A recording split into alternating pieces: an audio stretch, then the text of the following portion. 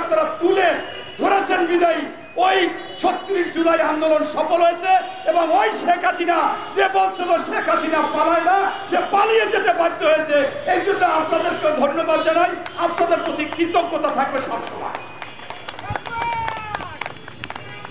আপনার আজকে ডক্টর মোহাম্মদ ইউনূসকে কেন অসুর বানায়? আমাদের জামাতের ভাইদের এত তলে তলে জ্বলে, এত তলে তলে মাঝে মাঝে এমন এমন বিষয় নিয়ে আরাম লাগে যা বলার মতো না। আমরা দেখলাম জামাতের আমির বলল ভারত নাকশ হয়, অখুশি হয়। এরকম কোন কাজ জামাত কখনো রাজনীতিতে করবে না।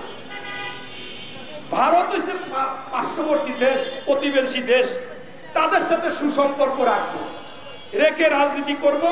সাথে সাথে অমিত শাহ বলল কি যে আমরাও চাই জামাতের সাথে এই ধরনের সম্পর্ক করতে। দুই দেশের পেপারে আসলে অর্থাৎ একটা নত ঝানু পররাষ্ট্রনীতি। যে দেশটাকে আশেপাশের কোনো দেশ পছন্দ করে না, দেখলে কাউকে ঘৃণার চোখে দেখে, কারণ ওরা কারোর সাথে বন্ধুত্ব করতে পারেনি। বার্মার সাথে, পারে না শ্রীলঙ্কার সাথে, পারে না নেপালের সাথে, পারে না চায়নার সাথে, পারে না পাকিস্তানের সাথে। সেই দেশটা বাংলাদেশকেও কখনো ভালো চোখে দেখেনি। এখানে লুটে ফুটে নিয়েছে এবং আমাদের সাবেক প্রধানমন্ত্রীও বলেছে ভারতকে যা দিয়েছি আর কিছু দেওয়ার মতো নাই, সব দিয়েছি।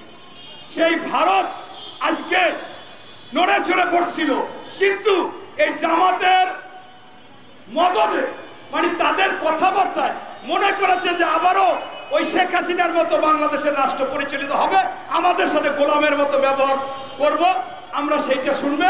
সেই জন্য আজকে বিশ্ববরণ্য আপনার নোবেল বিজয়ী, যেখানে সারা বিশ্ব তাকে সম্মান করে, তাকে অসুর বানিয়ে মানুষের আরেকজন ওদের দেবতা সে পাড়িয়ে, মানে পা দিয়ে সেখানে পাড়াচ্ছে। এই ধরনের ব্যাপার, এই জন্য তীব্র নিন্দা প্রতিবাদ জানাই এবং জামাতকেও বলি একটু দেখেন আপনাদের জন্য কি হচ্ছে। এরপরে আপনারা দেখেছেন যে বিএনপি সাবেক রাষ্ট্রপতি জিয়াউর রহমান আল্লাহ তাআলার নির্দেশে যদি তার সহযোগিতা না, সহানুভূতিটা না থাকতো, তার দৃষ্টি না থাকতো, তাহলে ইরাক ইরান যুদ্ধ থামিয়ে দিতে পারতেন না। তিনি কিন্তু ইসরায়েল ফিলিস্তিনেও গিয়েছিলেন, সেখানে বসেছিলেন, কিন্তু জিয়াউর রহমান শহীদ না হলে ইয়াসির আরাফাত দিয়েছিলেন, এটাও মীমাংসা হতো। তাই আমি মনে করি স্পষ্টভাবে আজকে আমাদের যে মানবিক যে বিষয়, সেই অমানবিক দিশাহারা একেবারে সীমাহীন সীমা লঙ্ঘন করেছে ইসরায়েল। সেই ইসরায়েল আজকে খাদ্য সামগ্রী নিতে দিচ্ছে না, গুলি করে তো মারতেছে, সবকিছু বোমা মারতেছে, পুড়িয়ে দিচ্ছে, যা ইচ্ছা তাই করতেছে। এই নিঃসঙ্গতা আমাদের যে সেই বিভিন্ন ধরনের আমাদের সেই মানবিক কমিটিগুলো আছেন, জাতিসংঘ আছেন, আমি দাবি করব এবং বিশ্ব মুসলমানকে দাবি করব, আপনারা এগিয়ে আসুন। কোনোভাবে এটা মেনে নেওয়া যায় না এবং ফিলিস্তিনিকে স্বাধীন রাষ্ট্র হিসেবে ঘোষণা করতে হবে। এরপরে আমি আরো বলতে চাচ্ছি, বাংলাদেশের সকল মানুষকে আহ্বান করতেছি এবং সারা বিশ্বের মুসলমানকে আহ্বান করতেছি, আসুন ইসরায়েলের পণ্য আমরা বর্জন করি। ইসরায়েলের পণ্য বর্জন করলে অবশ্যই আমাদের আরেকটা প্রতিবাদ হবে, এটা আমাদের করা উচিত। এরপর ধর্ম যার যার, রাষ্ট্রসভার আমি একটু বাড়িয়ে বলেছি, ধর্ম যার যার, উৎসব তার তার, নিরাপত্তা, সামাজিকতা, মানবিকতা, রাষ্ট্র সকলের অধিকার। আমি কিন্তু এবার পূজা মণ্ডপে গিয়েছি, আমার এলাকায় সম্পর্ক, আমি এমপি প্রার্থী বিএনপির, আমি গিয়ে এই কথা প্রত্যেকটা জায়গায় বলেছি। আমি বলছি যে অতি ভদ্র চোরের লক্ষণ।